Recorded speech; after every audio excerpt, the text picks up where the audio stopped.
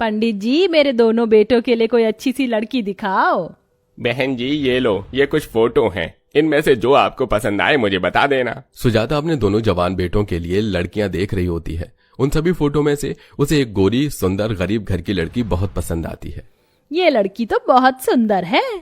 अरे ये तो शीतल है, लेकिन ये तो बहुत गरीब घर की बेटी है।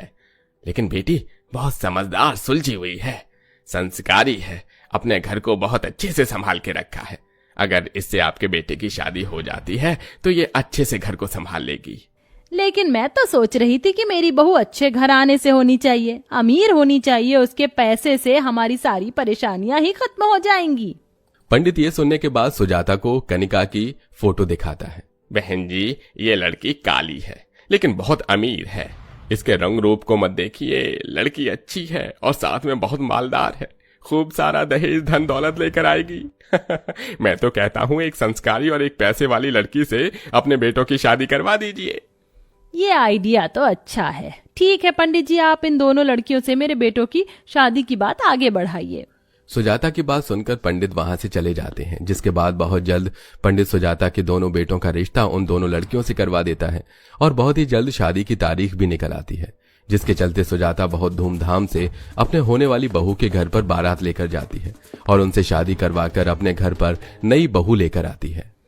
आओ बहू, इस घर में तुम्हारा स्वागत है। अब रिश्तेदार सुजाता की काली बहू को देखकर एक दूसरे से बातें करने लगते हैं। जरा देखो तो सुजाता की छोटी बहू कितनी काली है। हे भगवान, कोयले और बहू के काले रंग में कोई फर्क नजर नहीं आ रहा है। मुझे तो यह समझ नहीं आ रहा कि ऐसी कौन सी दुश्मनी निकाली है छोटे बेटे से जो उसकी शादी ऐसी काली लड़की से करवा दी। अरे दुश्मन नहीं, बल्कि ये बोलो कि इस लड़की के चलते इन्हें तो खजाने की चाबी मिल गई है। ये क्या बोल रही हो तुम? सही बोल रही हूँ, तुम्हें नहीं पता ये पूरे शहर की सबसे अमीर बाप की बेटी है कनिका की। अब इस घर में शादी हुई है तो इन्हें क्या कभी किसी चीज की परेशानी होने वाली है? पैसों का चक्कर है भाई साहब, यहाँ तो पैसों का चक्कर है। तभी तो सुजाता ने इतनी काली बहू से अपने बेटे की शादी करवा दी। वो सभी औरतें ऐसी बातें कर रही होती हैं। उनकी ये सारी बातें सुजाता सुन लेती है, जिसके चलते वो अपने सभी मेहमानों से कहती है, हमारे घर पर आने का आप सभी का बहुत बहुत शुक्रिया, लेकिन अब जब सबने खाना खा ही लिया है तो आप सब अपने अपने घर जा सकते हैं। मेरी दोनों बहू अब थोड़ी देर आराम करेंगी। इस तरह सुजाता अपने सभी मेहमानों को जाने के लिए कह देती है, जिसके बाद सुजाता की दोनों बहू अपने अपने कमरों में जाकर थोड़ी देर आराम करती हैं। चार रिश्तेदार इकट्ठे होते नहीं है और एक दूसरे के मुंह पे बस चुगलियां स्टार्ट हो जाती हैं।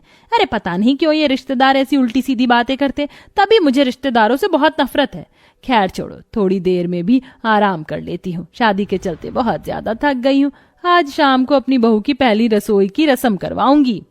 सुजाता ऐसा सोचकर थोड़ी देर आराम करने के लिए सो जाती है। जैसे ही शाम का वक्त होता है उसकी आंखें खुल जाती हैं और वो अपने कमरे से बाहर आकर अपनी दोनों बहू को आवाज लगाती है। अरे कनिका, शीतल, चलो कमरे से बाहर आ जाओ। तुमने आराम कर लिया होगा, अब तुम्हारी रसोई का समय आ गया। पहली रसोई की रस्म करनी बाकी है। सुजाता की आवाज लगाने पर उसकी दोनों बहू अपने अपने कमरों से बाहर निकल कर आ जाती हैं, जिसके बाद सुजाता उन दोनों को अलग अलग खाना बनाने के लिए देती है।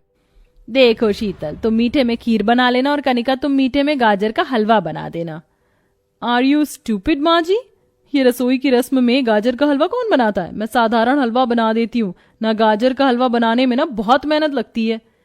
अच्छा बहू, कोई बात नहीं, तुम्हारा जो दिल करे वही बना दो। जाओ, अब तुम दोनों रसोई में जा सकती हो। सुजाता के कहने पर दोनों देवरानी जेठानी रसोई में आ जाती हैं, जहां कनिका अपनी जेठानी के गोरे रूप को देखकर अंदर ही अंदर जलने लगती है। इस गोरी को तो देखो, ज्यादा ही अपने आप में बन रही है। इसको क्या लगता है कि ये मुझे स्वादिष्ट खाना बना लेगी? आज तो मैं सबका दिल जीत कर ही रहूंगी। कनिका ऐसा सोचकर रसोई में आकर काम करने की कोशिश तो करती है, लेकिन जिसने अपनी जिंदगी में पहले कभी कुछ बनाया ही ना हो वो कैसे अच्छा खाना बना सकती थी। और इधर शीतल ने बचपन से अपने माता पिता को खाना बनाकर खिलाया था। वो अच्छे से जानती थी कि थोड़े और ज्यादा सामान में खाना कितना अच्छे से बनाया जा सकता है। इसी के चलते शीतल अपने ससुराल में बढ़िया बढ़िया पकवान बनाकर तैयार करती है। उसकी खुशबू से पूरी रसोई महक उठती है। जेठानी जी को तो देखो, सारे नंबर खुद ही ले जाने की कोशिश कर रही है। मुझे कुछ तो करना होगा, नहीं तो आज मेरी बहुत ज्यादा बेइज्जती हो जाएगी। एक काम करती हूँ, स्विगी या जोमेटो से खाना ऑर्डर कर देती हूँ और जैसे ही मेरी ये प्यारी सुंदर गोरी जेठानी इधर उधर होगी तो मैं इसका खाना बर्बाद कर दूंगी, बहुत सारा नमक और मिर्ची डाल दूंगी। कनिका ऐसा सोचकर अपना फोन उठाती है और अच्छा अच्छा खाना ऑनलाइन ऑर्डर कर देती है। और जैसे ही शीतल यहाँ वहां किसी काम से बाहर जाती है, वैसे ही कनिका खूब सारा नमक मिर्ची उसके बने खाने में मिक्स कर देती है। आखिरकार मुझे कड़ी पत्ते मिल ही गए। वो तो शुक्र है माँ जी ने छत पर कड़ी पत्ते का पेड़ लगा रखा था, उसी से पत्ते तोड़ कर लाई हूँ। वैसे देवरानी जी, आपने खाना नहीं बनाया क्या? किसने कहा मैंने खाना नहीं बनाया? मैंने तो पहले ही खाना बना रखा है। जाओ तुम अपना खाना ले जाओ, मैं तुम्हारे बाद में अपना खाना लेकर आऊंगी। चलो ना देवरानी जी, हम एक साथ ही चलते हैं। मैं सब जानती हूँ तुम्हारी गोरी शक्ल के पीछे कितना काला चेहरा है। तुम चाहती हो कि सब तुम्हारी तारीफ करें, इसलिए तुम मुझे अपने साथ ले जाना चाहती हो, लेकिन मैं तुम्हें तुम्हारी साजिश में कामयाब नहीं होने दूंगी। जाओ तुम अपना खाना ले जाओ, जो बकवास बनाया है तुमने। कनिका शीतल को इस तरह बहुत बुरा भला कहकर वहां से उसका सारा खाना भिजवा देती है। तभी उसके जाते ही जोमेटो वाला आ जाता है। कनिका पीछे के रास्ते से जोमेटो वाले से खाना लेकर उसे रसोई में अच्छी तरह परोस कर तैयार कर लेती है। चलो अच्छा है, खाना तो तैयार हो गया। अब ये बढ़िया बढ़िया पकवान खाकर घर के सभी लोग मेरी ही तारीफ करेंगे, ना कि मेरी जेठानी शीतल की। कनिका ऐसा सोचने के बाद कुछ देर में सारा खाना ले जाकर टेबल पर सजा देती है। इतना सारा खाना देखकर सब लोग बहुत खुश होते हैं और उन्हें विश्वास ही नहीं होता कि ये सारा खाना कनिका ने खुद बनाया है। क्या बात है बहू, तुमने तो बहुत सारी वैरायटीज बनाई है खाने की। देखा बड़ी बहू, तुमसे अच्छा लग रहा है छोटी बहू का खाना। तुम्हें अपनी देवरानी से कुछ सीखना चाहिए। ये सुनकर शीतल शांत हो जाती है। वो यही सोचती है कि आखिर इतना सारा खाना उसकी देवरानी ने कब बनाया। इधर सब लोग देवरानी के हाथों का खाना खाकर बहुत खुश होते हैं, लेकिन जब शीतल के हाथों का खाना टेस्ट करते हैं तो उसके अंदर इतनी सारी मिर्ची होती है कि किसी से खाई नहीं जाती। अरे खाना बनाना नहीं आता तो आज के बाद खाना मत बनाना। इतना बेस्वाद खाना पता नहीं कैसे बना दिया तुमने। आकाश भी शीतल को बहुत ज्यादा डांट देता है। शीतल को कुछ समझ ही नहीं आ रहा था कि उसने इतनी मेहनत से खाना बनाया और किसी को पसंद ही नहीं आया। जब वो खुद टेस्ट करती है तो वो देखती है कि उसके खाने में बहुत ज्यादा मिर्च और नमक था, जिसकी वजह से सबने उसके खाने की बुराई की थी। लेकिन अमीर घमंडी देवरानी के खाने की हर कोई तारीफ करता है। ऐसा काफी दिन तक चलता रहता है और कनिका अपनी गरीब गोरी जेठानी के खाने में कुछ न कुछ हमेशा मिला देती, जिसके चलते शीतल को बहुत डांट सुननी पड़ती। वहीं दूसरी तरफ वो अपना बाहर से मंगवाया हुआ खाना सभी को खिलाती, लेकिन इसी के चलते एक दिन घर के सभी लोगों को फूड पॉइजनिंग हो जाती है। आप सभी की हालत बाहर का खाना रोज रोज खाने की वजह से हो रही है।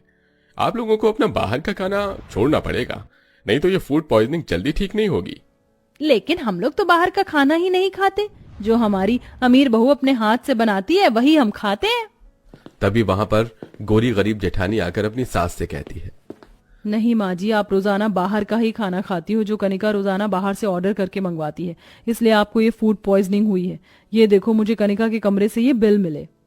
जब सुजाता, आकाश और विनय बाहर के खाने के बिल देखते हैं तो उन्हें सब समझ आ जाता है। इधर कनिका जब अपनी हकीकत सभी के सामने आते देखती है तो वो खुद अपनी गलती को स्वीकारती है। मुझे आप सभी माफ कर दीजिए। आप सभी की ये हालत की जिम्मेदार मैं हूँ, क्योंकि मैं ही आपको बाहर का खाना खिलाया करती थी।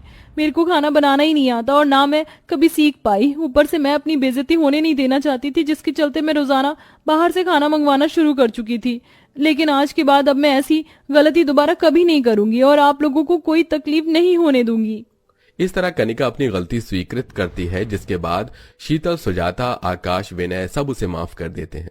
अब शीतल अपने हाथों का स्वादिष्ट स्वादिष्ट पकवान बनाकर कनिका को खिलाती है और दोनों बहू अपने हाथों का बनाया हुआ पकवान घर के सभी लोगों को खिलाते हैं, जिसके बाद सभी एक साथ खुशी खुशी रहने लगते हैं। क्या आपको घर का खाना पसंद है या बाहर का? कमेंट करके जरूर बताइएगा।